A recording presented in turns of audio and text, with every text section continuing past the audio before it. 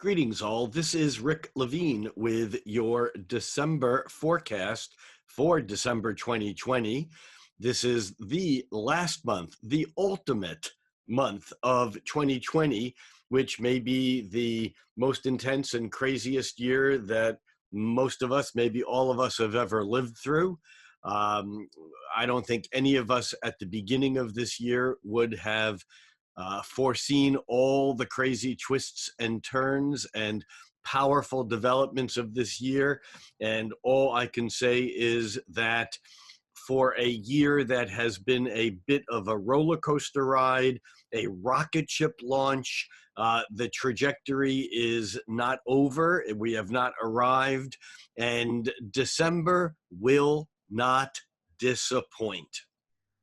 Before I jump into the specifics, I just want to spend a quick moment letting everyone know about my Patreon account and what happens there.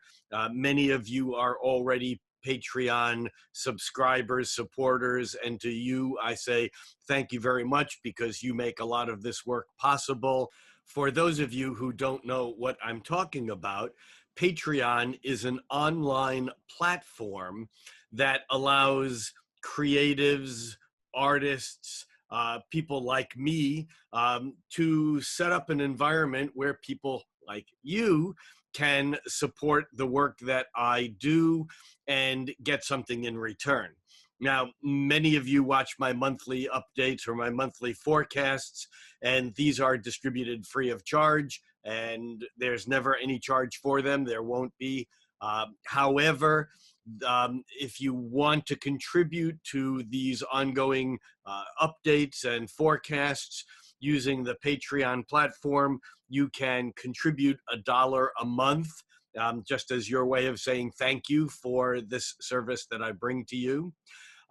Beyond that, however, many of you know I do a mid-month update that is a shorter update, but that only goes out to those people who are Patreon subscribers at the $3 a month level. It's not that big of a deal. It's $48 a year. And for that, you get an additional, you're still contributing to this work, but you're getting an additional forecast somewhere toward the middle of the month that usually focuses on particular events toward the middle of the month or the middle to the end of the month. For those of you who are interested in developing your astrology awareness even further, at $10 a month, you can get occasional cosmic quickies. These come randomly, and they are me talking about a variety of things. Some of them are as short as just a few minutes, and some of them are as long as a half an hour or more, but that occurs at the $10 a month level. For $35 a month, you can get all those other things. Plus, you're also invited to a monthly chart interpretation class. These chart interpretation classes have been occurring monthly for 2.5 years now. And when you join at that level, you get access to all those past classes. And these classes are basically using the charts of participants live, real time. So I'm actually looking at a chart of someone in the class. That person and me, that person and I are both on video, and I am looking at their chart as if I'm interpreting their chart, but at the same time, I'm using it as a curriculum to teach about chart interpretation.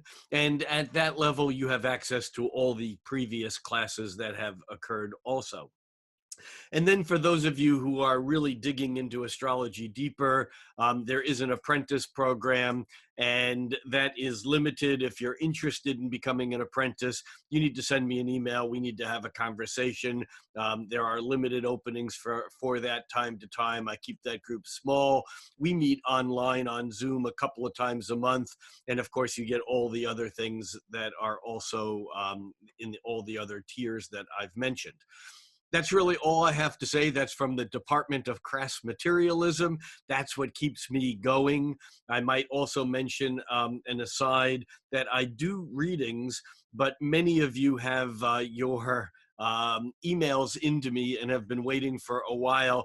I'm way booked up on readings. I am accepting new clients, but you have to be very patient. The way to get a place in line is to simply send me an email at rlevine at stariq.com, rlevine at stariq.com, and that'll save you a place in line. You won't get a response from me right away, but you will be holding a place in line. There's no obligation, so even if you decide not to follow through at some later time, once you find out all the details and maybe how long it might take to actually get the reading, you might choose to get a reading elsewhere, and that is fine. But that's it. So now I want to get focused and pull back to the business at hand, which is December 2020. And oh my gosh, you know, what's fascinating about December of 2020 is that if it had occurred in any other year, it still would be an impressive month just by the intensity of what's going on. But because everything in astrology is taken in context with what's gone on previously and how it fits in with everything else, December of 2020 is on some level the only possible logical conclusion to a year that has been as extraordinary as this year has been.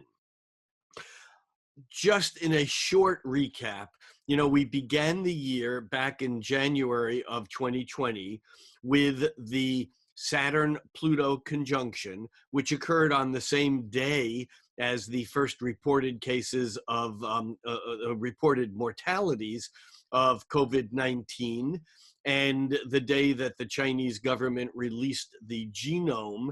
And although there's a lot of strangeness connected with that, and I'm not going to go down that rabbit hole here, the fact of the matter is that set a bit of the tone for the year, in which then Jupiter, moving through Capricorn, caught up with Pluto, moving slower than Saturn. Remember, Saturn lined up with Pluto in January, and then Saturn moved beyond.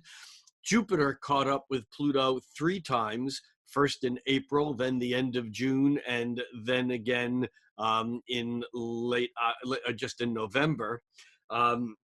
And that connection between Jupiter and Pluto in many ways not only corresponded with the 3 explosions of the pandemic, but also brought to light a whole level of deep undertone that came about with the George Floyd murder, and just this systemic racism that has been kind of bubbling beneath the surface for many Americans. Obviously, for many Americans, it's not been bubbling beneath the surface. It's been in their lives day in and day out, and day in and day out for their entire lives since they were born. But for many Americans, this was like a wake-up call to what had already been going on. And this is very much part and parcel of what the fabric of 2020 is. Now, into that, we entered December having just come off of the first of 2 eclipses. The full moon, Gemini full moon eclipse that occurred on November 30th really should be part of December's forecast. Um, but we've drilled down on that quite a bit in many different directions, and yet that full moon eclipse really sets the tone and is with us for the month ahead.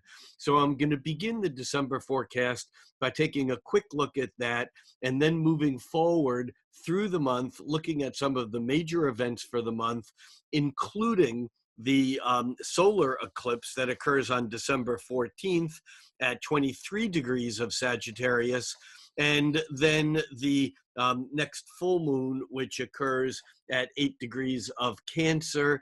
And that full moon on December 29th is kind of like a final statement to a series of events that include a major conjunction between Jupiter and Saturn, and we will talk about that a bit more and why this conjunction is not only so important to December, but so important to the years ahead, because this Jupiter-Saturn conjunction cycle is important on several different levels. We'll come back to that in just a few minutes. So let's get a chart up for the full moon eclipse that has already occurred as we move into December.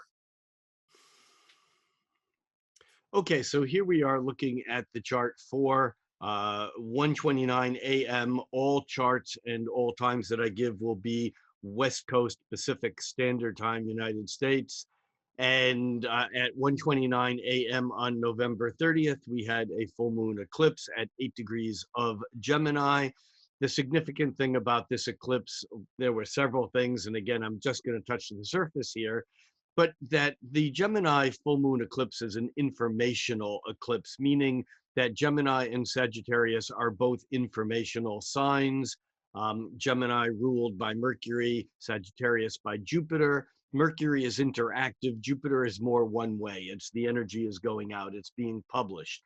But this particular full moon is a square and a half to Pluto. That's a sesqui-square, meaning that the sun is a half square to Pluto, which kind of sets in motion this undertone of this deep problem that's sitting beneath the information that we're learning, and that something is still bubbling up that is quite hidden from the surface. Of course, Pluto being the modern ruler of Scorpio, we have both Venus and Mercury in Scorpio, Mercury forming a sextile with Saturn, giving us some stability, some sustenance, if you will, some reliability about the information. But Venus being a little bit more interesting because it is forming a quintile that's a 72-degree angle of creativity and of magic, of spirituality, that Venus is creating a quintile with Pluto, which in turn is creating a quintile with Chiron, meaning that Venus, Pluto, and Chiron are making 3 points on a 5-pointed star, which simply starts the month off with a bit of magic as to the relationship of what's going on beneath the surface and how we move this into chironic or healing realms. So this is where we begin the month, and we're going to move this chart ahead a day at a time, and we're going to watch the month unfold. One of the first things that we encounter on December 1st is the fact that Mercury, which has been in Scorpio for quite a while because of its retrograde motion, now is freed from Scorpio, moves into Sagittarius. And on December 1st, there's a bit of sudden looking forward rather than looking back. We received this in waves. First with Mercury turning direct, with Mars then turning direct. We received it again when the sun moved into Sagittarius, and now when Mercury moves into Sagittarius, we get another round of it. And in fact, this is a very significant thing that will be even doubled down, and we'll get another round of it when Venus moves into Sagittarius on December 15th, which is an important date for another reason, and we'll get to that in just a moment. But the fact is that the beginning of this month, even though we're working on this intense full moon eclipse energy. As Mercury moves into Sagittarius, we begin to get another round of glimmers of what's to come, of what's in the future, of the hopefulness, of the potential that we have as we look ahead. We move forward a couple of days, and the next thing that we encounter is that on December 4th and 5th, we see a couple of harmonious trines. Mercury makes a trine with Chiron. Mercury makes a trine with Chiron on December 4th. Now remember, on Thanksgiving Day, we had the sun making a trine with Chiron. We're in a season that's giving us the ability to heal some of the wounds that have been around for a while. And I think that communication here becomes an important piece of the puzzle, as that Mercury in uplifting Sagittarius makes that trine with Chiron in Aries. And then the following day, on the 5th, we have Venus moving into a trine with Neptune. And some of these aspects will show only a day after by exact, because I'm doing this for noon of each day. And by the following day that Venus will be past, it will actually show the 18 degrees, but it will reach that on the 5th. So if sometimes these numbers are off just a degree, it's because the aspect perfects later in the day or very early the following day, depending. But that Venus trine Neptune on December 5th is an important one, because it brings into play the idea that our dreams, our fantasies, even our illusions can be architectonic in the creation of the future. What do I mean by that? Normally, we think of fantasy as fantasy, reality as reality. We think fake news is crap. We think real news is what's important. But the idea that what we imagine, what we dream, William Blake said, what is now proved was once only imagined. And what that means is that when we have an aspect between Venus and Neptune, it's like we're attracted to the beauty of what is possible within the realms of imagination, which actually then becomes the scaffolding upon which we can create the future. And so this is a very important day for allowing ourselves to dream. However, you'll notice that at the same point in time that Venus is also forming a quincunx with Mars, and this is a bit annoying. You know, it's almost like in astrology, often we have something that's lovely and wonderful, the fantasy works, but the fact of the matter is when we try to go somewhere with it, when we take that Mars, which is now moving direct in its own sign, Aries, when we take that and we try to push it into manifestation, we run into a little bit of trouble, because it's hard to know exactly how to apply our sense of what is perfect, of our sense of aesthetics, Venus, when we actually manifest it in the real world. And it's interesting that Venus and Mars are both in Mars-related signs, because remember, in ancient astrology, Mars ruled not only Aries, but Scorpio too. So Mars, even if you use the modern ruler of Pluto in relationship to Scorpio, Mars has affinity to both signs. And so there's something here about we have a nice, pretty, beautiful idea of what could happen, but when we put it into motion, it isn't necessarily as easy as we might like it to be. By the 6th, Mercury, which is also, remember, moving through Sagittarius, Mercury actually reaches a quincunx with Uranus, which again is another layer of annoyance. So on the 4th and 5th, we have this kind of pleasing round of a couple of days of energy that's followed by a little bit of either annoyance or adjustment or having to get it right. Things aren't quite as easy because Mercury in Sagittarius has the big idea. It knows exactly what it's doing, and yet Uranus is not necessarily ready to make the radical changes in Taurus, because as I've said many times before here, Taurus is a fixed sign, Uranus is radical and revolutionary. When it actually makes its changes in Taurus, they're powerful and profound, but it doesn't like to do it easily. It takes a little bit to get that Uranus actually to move. We move it forward a couple of days, and by the 9th, we now have the sun at 18 degrees of Sagittarius coming close to the nodal axis, the south node. And remember, it's when the sun is close to the nodes and we have a new moon or full moon, that's when we get an eclipse. And so we had this previous eclipse with the sun fairly close to the nodal axis. The sun will actually join up with the nodes on the 10th, and then by the new moon, we'll see that the sun is still in relative proximity to the nodal axis, and we get the second eclipse. Eclipses typically come in pairs. Sometimes there's 3 of them. All right, so on the 9th, what we have is the sun forming a square with Neptune, and actually it makes not only a square with Neptune, but the following day it makes a trine with Mars. Again, because Venus prior made the trine with Neptune and the quincunx to Mars. Now we have the sun making a square to Neptune and a trine to Mars, because Neptune and Mars are about 30 degrees apart. That's a semi-sextile.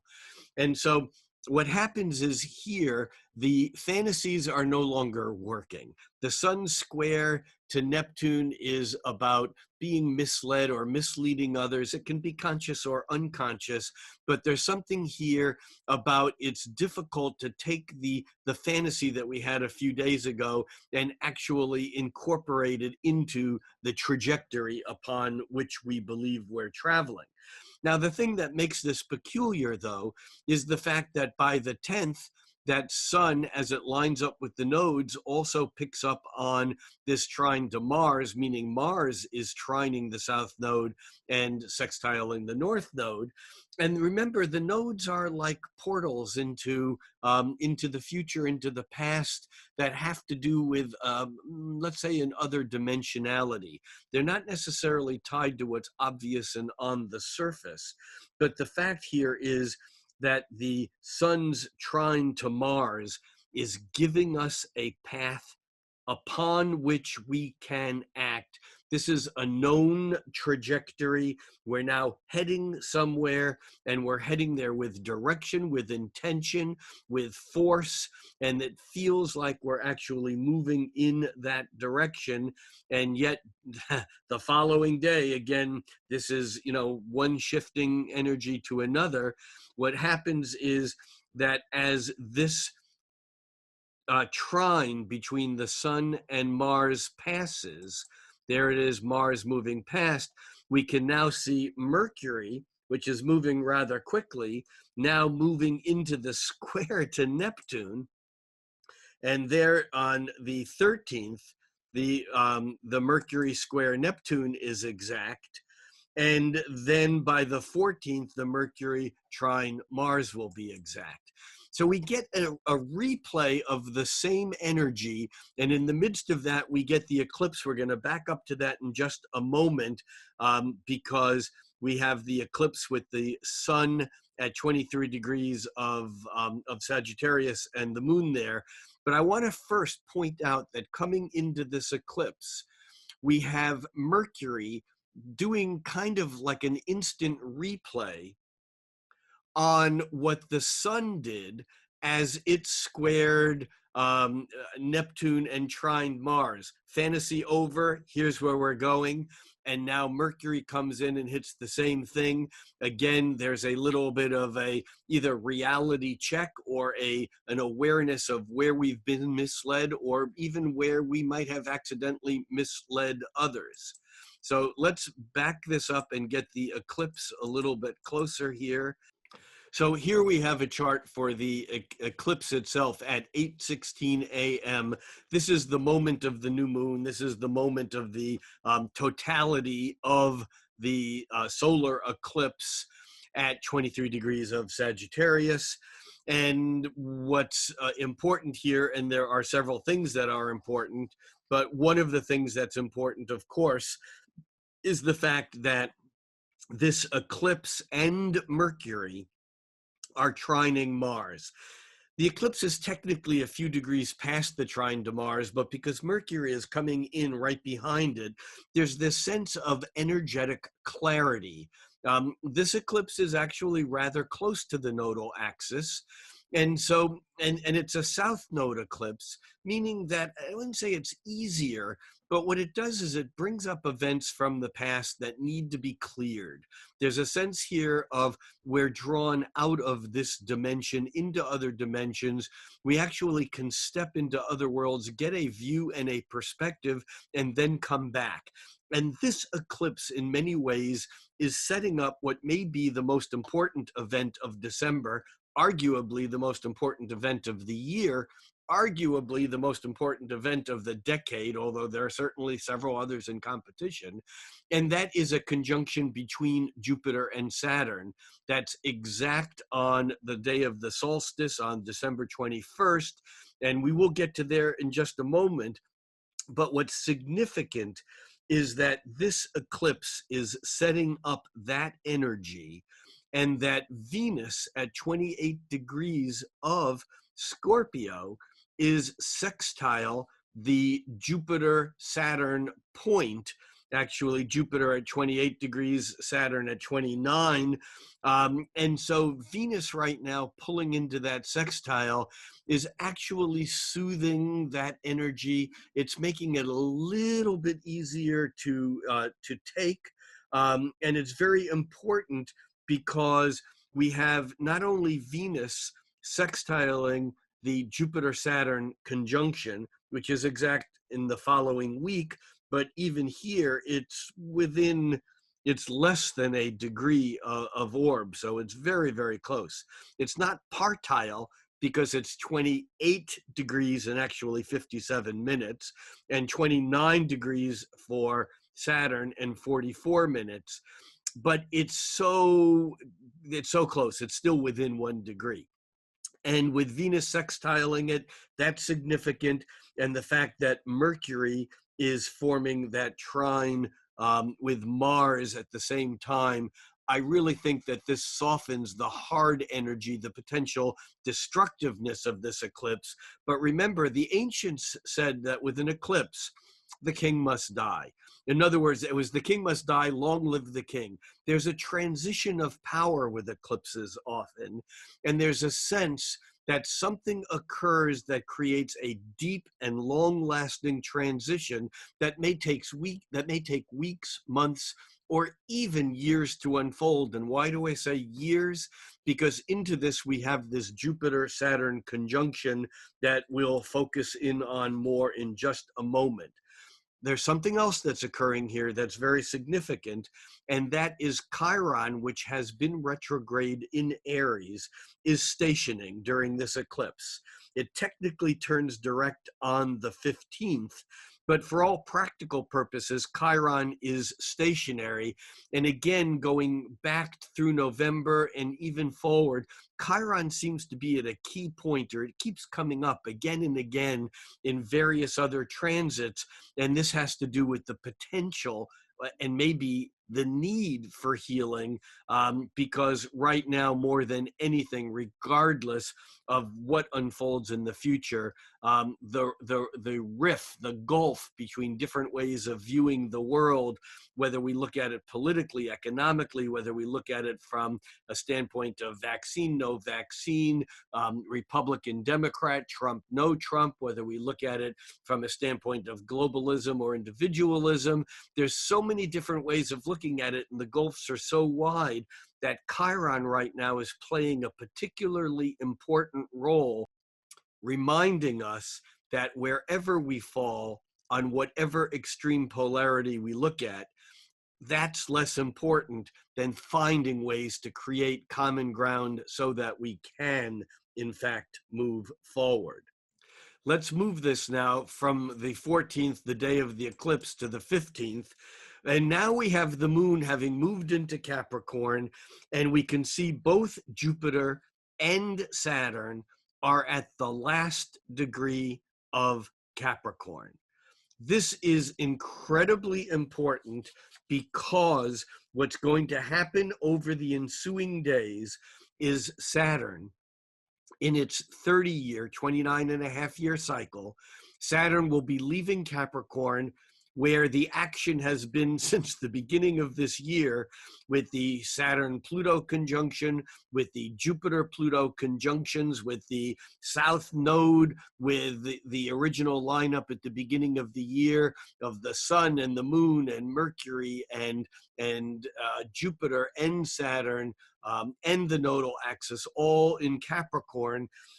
Saturn will be leaving Capricorn on the 16th, not to return for nearly 30 years, for 27 years. The Moon and Saturn move into Aquarius on the evening of the 16th. And by the 17th, you can see that the moon is already pushing further into Aquarius. But here's where it gets interesting, because we have Saturn now moving slower than Jupiter, as it usually does. Saturn having moved into Aquarius, Jupiter still lingering behind in Capricorn.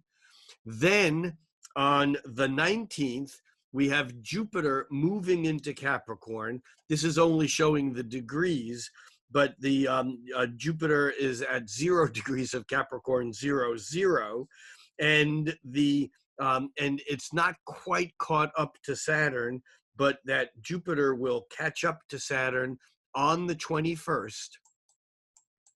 They're both still at 0 degrees of Capricorn, but they're at 0 degrees of Capricorn 29 minutes. That means they're a half of a degree into Capricorn. And the magic of this is very, very profound. And I'm going to drill down deeper on it in just a moment. But I don't want to lose the fact that on the 21st, also, at 2:02 a.m., that's just at the beginning of the 21st Pacific time, that's 5:02 East Coast time, the sun moves into Capricorn following Mercury, which moved into Capricorn on the afternoon of the 20th, the previous day.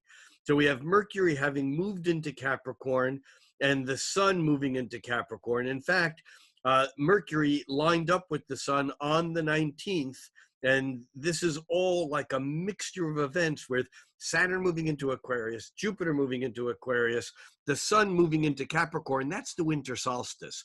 When Mercury and the sun join up at, literally, they join up at 29 degrees of, actually it's 28 degrees 42 minutes, but nearly 29 degrees of Capricorn. We now have a juxtaposition of Capricorn energy and Aquarius energy. We have the sun and Mercury and Pluto in Capricorn, but Saturn and Jupiter have moved into Aquarius. And in some ways, this sets up the energy for all of 2021, which I will explain more in more detail in just another moment. But let's stick here with the fact that solstices are the cardinal points of the year. The four solstice, or the 4 points, the 4 cardinal points, the 2 solstices and the 2 equinoxes, the winter and summer solstice and the autumn and the autumn and spring equinoxes, set up the fabric of how we are nailed here on Earth to the external solar system, if you will. This is incredibly important, and astrologers look to the charts of the equinoxes and solstices to get a sense of what will unfold or what might unfold on a mundane level throughout that year. And this particular solstice chart has Saturn and Jupiter conjunct in Aquarius. And again, Jupiter won't return to Capricorn for another 11 years. Saturn won't return to Capricorn for another 27 years. And here we are definitely pushing on into the future, even though the Sun and Mercury in Capricorn are acting as a bit of an anchor, because Capricorn in a way represents the structure, the status quo, the foundations, the institutions, the past. And in some ways, Aquarius represents the future. What's totally interesting here is the fact that as Jupiter and Saturn move into Aquarius, they begin to pick up on squares to Uranus in fixed sign Taurus.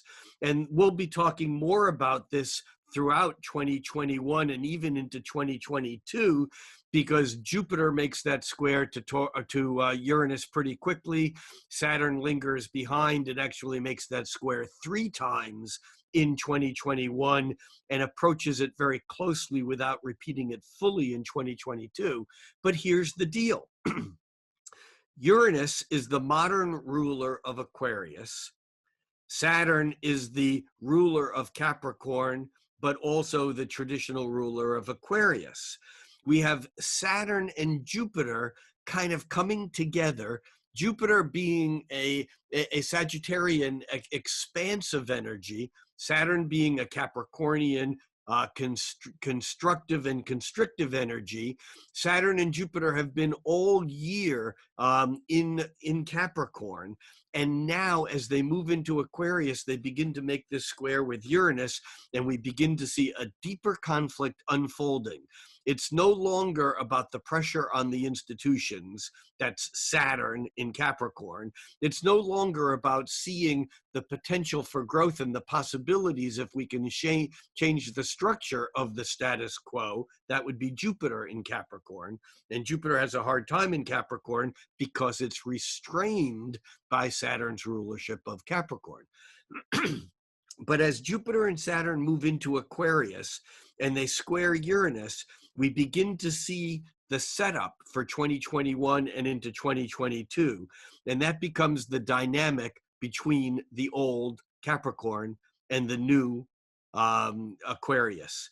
Between Saturn, that would be the old again, and Uranus, that would be the new. So we have this sense of the dynamic between Saturn and Uranus kind of acting as a backdrop of what's ahead, and the conflict between what are we going to hold on to, what established rules, regulations, laws, institutions, what is it that's going to maintain its structure, and what is it that's actually going to have to change and hit, so to speak, the explosion of the revolution of the new ways of doing things, of the moving into the future.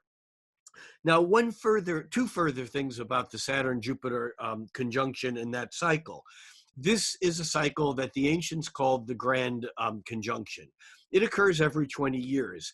In fact, the Jupiter-Saturn conjunction occurred roughly in 1880, 1900, 1920, 1940, 1960, 1980, 2000. It was actually at the beginning of 2001, and now in 2020, actually at the end of 2020, almost 2021. The Jupiter-Saturn conjunction cycle and its opposition halfway through in the odd decades, and that would be, the 1890s, 1910s, 30s, 50s, 70s, 90s, and the 2010s. This cycle creates almost like what I like to call the peristalsis of social change. Peristalsis is how things are moved through the esophagus and the colon. It's how a snake moves a mouse through the body. It's alternating waves of expansion, contraction, inhale, exhale, expansion Jupiter, contraction Saturn.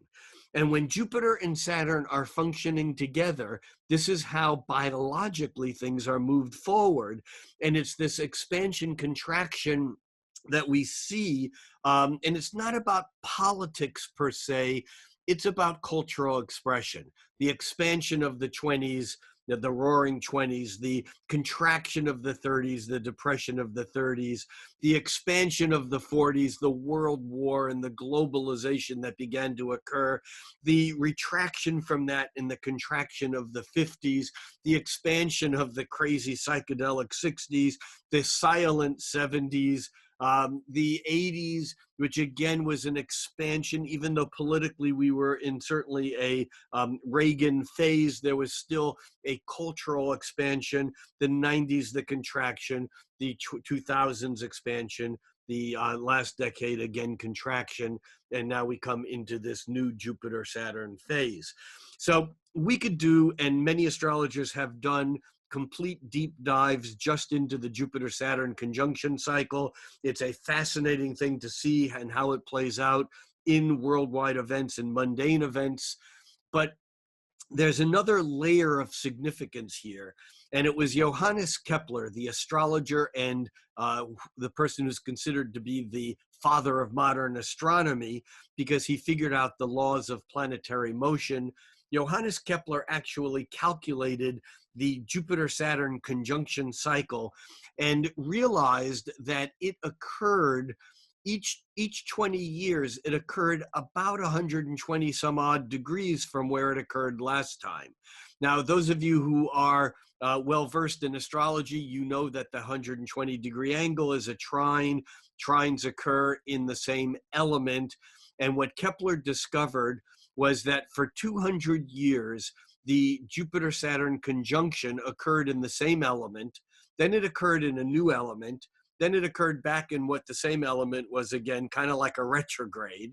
And then it was in the new element again, then for 200 years where that cycle repeated. So that the Jupiter-Saturn conjunction cycle is actually an 800-year cycle. It takes 800 years for it to occur in the zodiac, about the same place that it did 800 years ago. And yet within that, it spends about 200 years in each element.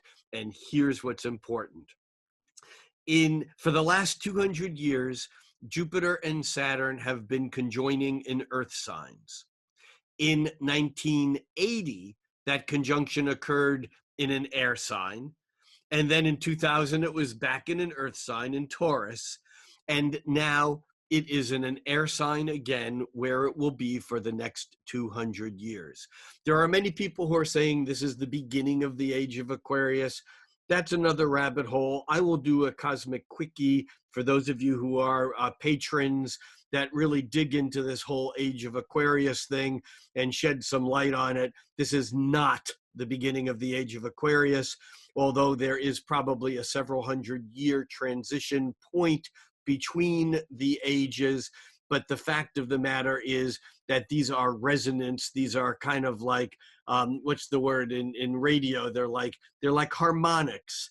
And so like the conjunction of planets not conjunction, but the density of planets. There were 7 planets in Aquarius in 1960.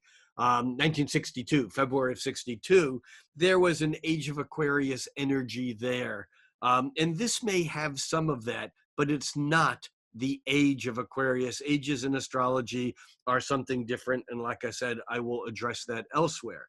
Nevertheless, this is what's considered to be a mutation in the grand conjunction cycle. And as such, it puts another layer of importance on this Jupiter-Saturn conjunction, which is important unto itself, even if it didn't occur in the year where there was already a Jupiter-Pluto conjunction, 3 of them, a Saturn-Pluto conjunction, and in the near vicinity of 2 eclipses and on the cardinal point of the winter solstice. This is going to be a key week, and what unfolds here will be incredibly important in the year to follow, in the years to follow, but it's still part of a larger scenario.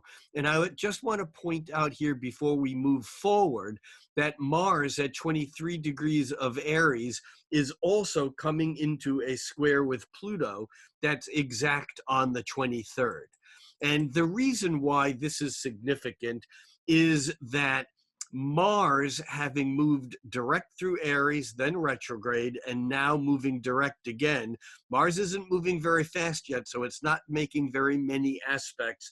In fact, this Mars square Pluto is the only aspect that Mars makes throughout the entire month of December. But what's significant about it is that this is the third and final time when Mars will make squares with Pluto, Saturn, and Jupiter, although earlier they were in a different order because Jupiter and Saturn were in earlier degrees than Pluto. The important thing to understand here, and we'll dig deeper into this in the mid-month update and then in the January forecast, because Mars won't move into Taurus until January when it moves out of its shadow, and then it will make its third and final squares to both Saturn and Jupiter. But this square that Mars makes to Pluto on December 23rd, technically after the Jupiter-Saturn conjunction, after Jupiter and Saturn have both left Capricorn, these are all indications that we're leaving this stagnation of this whirlpool of this cycle that we've been stuck in since early in 2020 when this Capricorn energy began to build. I mean, people have been asking me all year, when will this be over? When will this be over? It still seems like March. Well, I'm showing now that you can see here clearly that as December draws to an end, we're also at the beginning of the ending of this whole craziness that we've been in. Now, this doesn't mean that issues will be resolved. In fact, what it really means is that it will give us the space to really attack and to dig into some of these issues and hopefully move forward with them. The important thing to understand, though, is that this week leading up to Christmas, the solstice, the eclipse the week before Christmas, the Mars square Pluto, and then leading up to the following Mars squaring Saturn and Jupiter in January. And in fact, then Mars having moved into Taurus, Mars will conjunct Uranus on the day of the inauguration. That's another whole issue. We will get to that later, or in a subsequent video. But what's important here is to understand the dynamic, the power of this change. Things are not going to be the same after this point. Things will be different. On the 23rd, we also have Mercury moving into a square with Chiron. Chiron now moving direct. Mercury being the first hitting that square point. The sun will hit the square point on Christmas Day. Let's move this ahead a couple of days. Then we can see there's the sun making the square with Chiron. This is the difficulty we have with moving on. This is the difficulty we're having with forgiveness, with stopping and finding common ground instead of thinking what makes us different, beginning to think, where do we have commonality?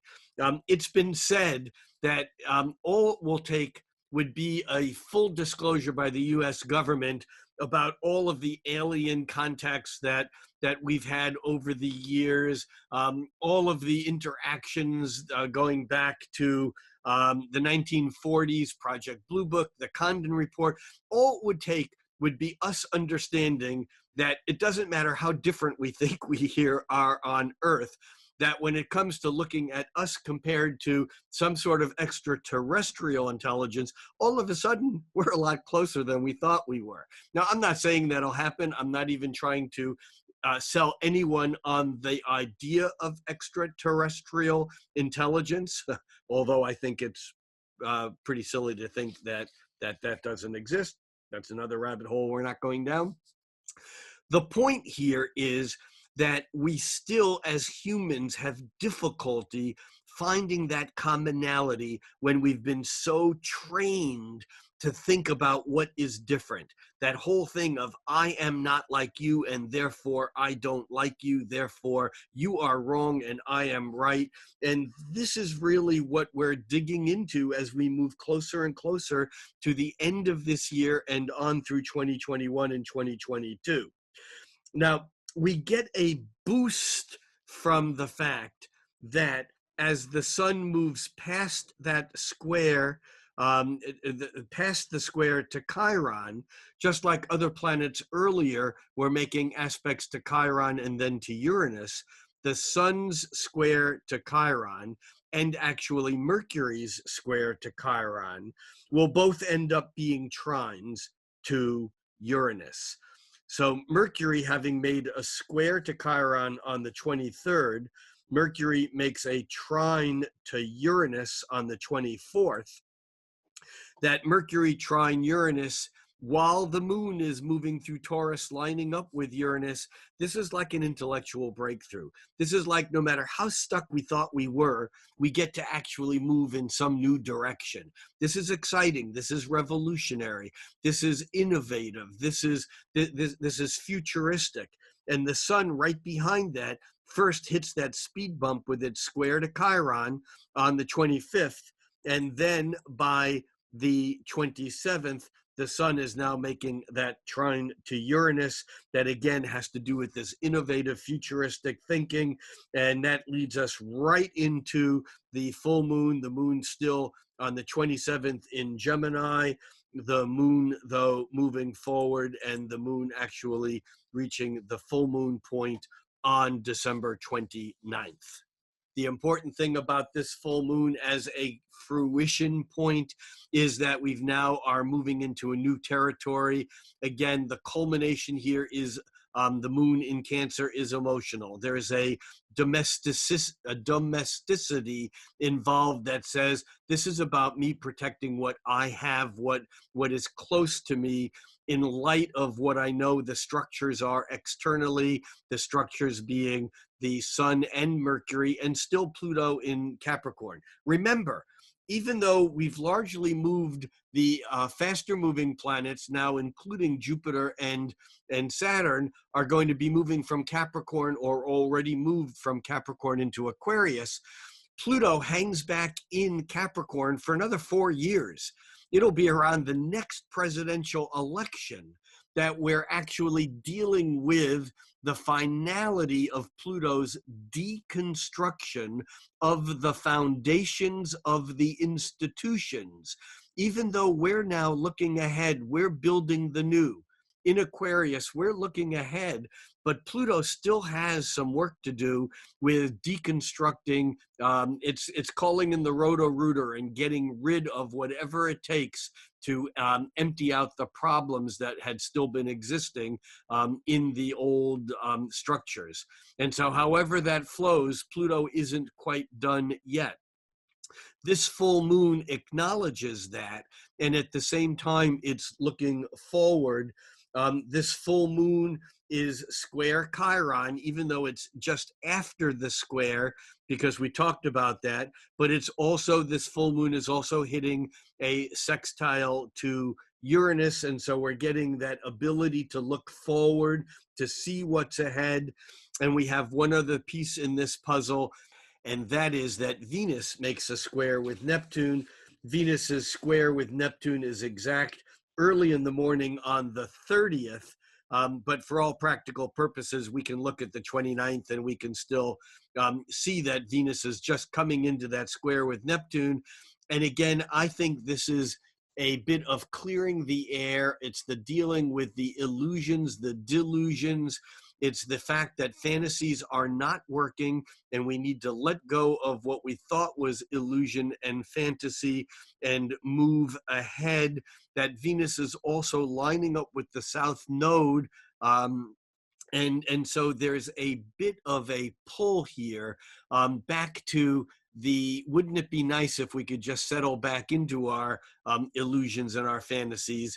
But I don't think we can, although this becomes part of the setup for what we deal with at the end of the year. I think most significantly, it's the sun's trine to Uranus. That's exact a day before. It's exact on the 27th. It's exact a couple days prior to the full moon. But that's what's playing here. And I think we get to look ahead to the 21st, knowing that we have really heavy, serious work to do. The impact of 2020, going all the way back to the beginning of the year, going all the way back to the Saturn-Pluto conjunction at the beginning of January of 2020, the impact of 2020 will be with us for a long time.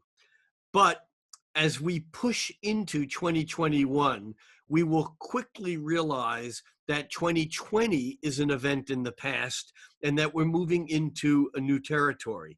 The new territory, though, will not be the ability to just sink into denial over what happened. We still will have the ramifications of the economic distress that 2020 has created from a combination of the panic involved over the pandemic, the awareness of the economic stress that has been created by the awareness of the systemic suppression and racism, both economic and practical, the social institutions that are up for reconsideration as to what value they have. These are all things that are going to play into 2021. We do not get a get out of jail free card just because the most intense aspects are over.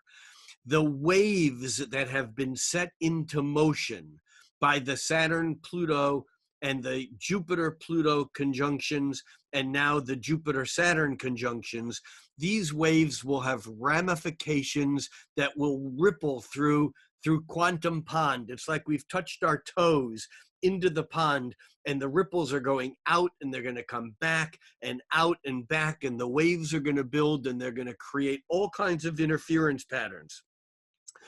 Just think back to the Saturn-Pluto conjunction in January of 1519, realizing that Martin Luther nailed the theses on the wall of the church in Germany that began the Protestant Reformation or Reformation.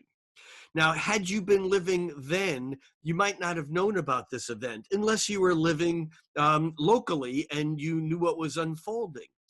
It took decades. It took years. It took centuries for us to begin to understand what that event really meant. And by the same token, I am suggesting that we are in the midst of this level of change. And while you're in the middle of change, you don't get to see it from a standpoint of a perspective. You're in the trenches. You're fighting for survival. You're dealing with your personal relationships, with your personal economics. You're dealing with what your belief systems are about the government, about suppression, about control, about medical institutions, about pharmaceutical institutions, about environmental institutions. And when you're in the middle of it, you cannot see this picture from the level of importance that these ripples in 2019, 2020, that 2021 will create for decades and maybe even centuries to come. Just backing up one more notch, remember that it was the Uranus-Pluto conjunctions of the mid-1960s that were followed by the Saturn, Uranus, Neptune conjunctions of the late 80s, early 90s, followed again by the Uranus, Pluto squares of 2015 to 2012 to 2015, that all of this is coming on the tail end of. What we're experiencing now is not in isolation. It's part of a huge cultural shift that we cannot even begin to imagine, even if we have perspective of both history, even if we understand the astrology. The impact of what's going on now will be so long lasting and so profound that we cannot visualize it yet. So What does this mean to us as we come through the end of the year? It means think cosmically, act locally. It means that it's okay to try to understand the larger, more grandiose ramifications of this. It's okay to read into events cosmic importance, and yet at the same time, we must take care of ourselves on an individual basis. One of the problems of the whole new age technology is that ego has been given a bad rap. We try to get over our ego and so on. Remember, the ego is what maintains our survival. The ego is what enables us to pay the rent and to pay the bills and enables us to have food to eat. And so we need to think cosmically, but we also need to empower ourselves to take care of our individual lives, whatever that means. Because if we can't take care of our individual lives, then we're not going to have the luxury of working for these larger and more profound changes over the months, years, and decades to come. Think cosmically, act locally. Happy New Year, happy end of year, and I'll see you all online shortly. I'm Rick Levine.